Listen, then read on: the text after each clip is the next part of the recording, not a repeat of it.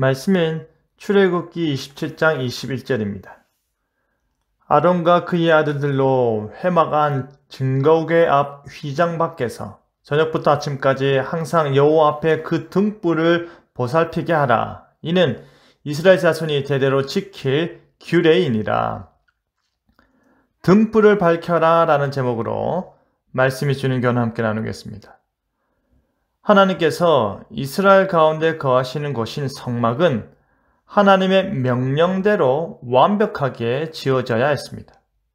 그렇게 하는 것이 하나님을 위한 일이요, 하나님의 방식이요, 하나님의 뜻이기 때문입니다. 게다가 하나님께서는 성막을 어떻게 만들어야 할지뿐 아니라 성막에서 어떻게 봉사를 해야 하는지까지 상세한 지침을 주셨습니다. 회막 안 증거궤 앞 휘장 밖에는 저녁부터 아침까지 항상 여호와 앞에 등불을 밝혀야 했습니다. 등불에 사용되는 기름은 감람유였습니다. 하나님께서는 절구에 넣고 찌어 얻어낸 최고급 감람유로 등불을 밝히기 원하셨습니다. 비록 그 일이 매우 수고스럽더라도 하나님께서는 최선의 방법으로 얻은 최상품을 성막 등불 기름으로 사용케 하신 것입니다. 하나님께서는 그 등불이 꺼지지 않게 하라 말씀하셨는데, 이 말은 밤낮 24시간 켜라는 말이 아닙니다. 해가 진 저녁부터 해가 뜨기 전 아침까지 불을 켜되 그 불이 꺼지지 않도록 하라는 명령입니다. 온 세상이 어두울 때에도 하나님의 성막에는 빛이 그 안을 밝힘으로 인해 성소 가운데 임재하시는 하나님께서 이스라엘을 쉬지 않고 지키시고 돌보심을 상징적으로 보여주는 것입니다. 그런데 본문은 특별히 거룩한 장소를 상징하는 성막이란 용어 대신 모이는 장소를 의미하는 회막이란 용어를 사용하고 있습니다. 왜냐하면 그곳이 바로 만남과 모임과 집회를 위한 장소로 약속된 만남의 장소, 하나님의 임재가 약속된 장소임을 명확히 보여주기 위함입니다. 그뿐 아니라 하나님과 이스라엘의 만남의 장소에는 회막 안에는 증거궤가 있습니다. 소위 법궤 혹은 언약궤가 더 많이 일컬어지고 알려져 있는데요.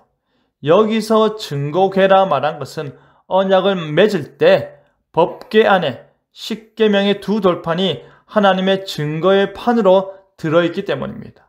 그런데 굳이 여기서 성막 안 법궤라고 말하지 않고 회막 안 증거궤라고 강조하고 있는 이유는 바로 하나님과의 확실한 만남, 그리고 끊어지지 않을 언약적 만남이 그 등불을 통해 지속되고 있음을 보여주기 위함인 것입니다.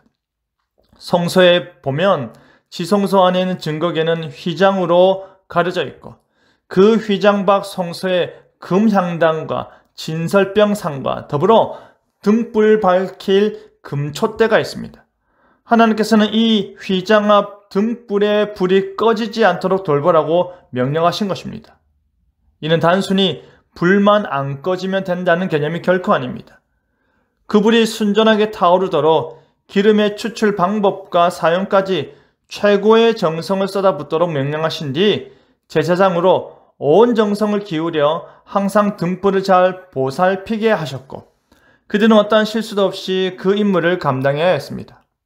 그리고 마지막으로 이 등불을 지키는 것이 이스라엘이 대대로 지킬 규례라 하십니다. 물론 아론의 자손들의 일임에도 불구하고 이스라엘 자손의 규례라고 말하는 이유는 등불을 보살피도록 임무받은 제사장들이 온 이스라엘 대표하여 하나님과의 만남의 장소를 담당하는 자들이고 그들이 이 일을 온전히 감당하지 못한다면, 등불이 꺼진다면, 등불이 많은 그름을 낸다면 하나님의 임재와 하나님과의 만남은 그 의미가 훼손되거나 영광이 가려지기 때문입니다. 구약의 회막은 오늘날 교회의 모형입니다. 우리의 모임 가운데, 우리의 예배 가운데 하나님의 임재하심이 나타나고 하나님과의 만남이 이루어집니다.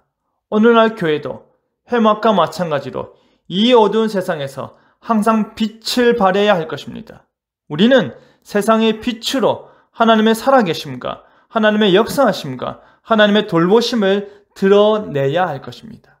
그것이 하나님 앞에서 등불을 보살펴야 하는 이유임을 잊지 마시기 바랍니다.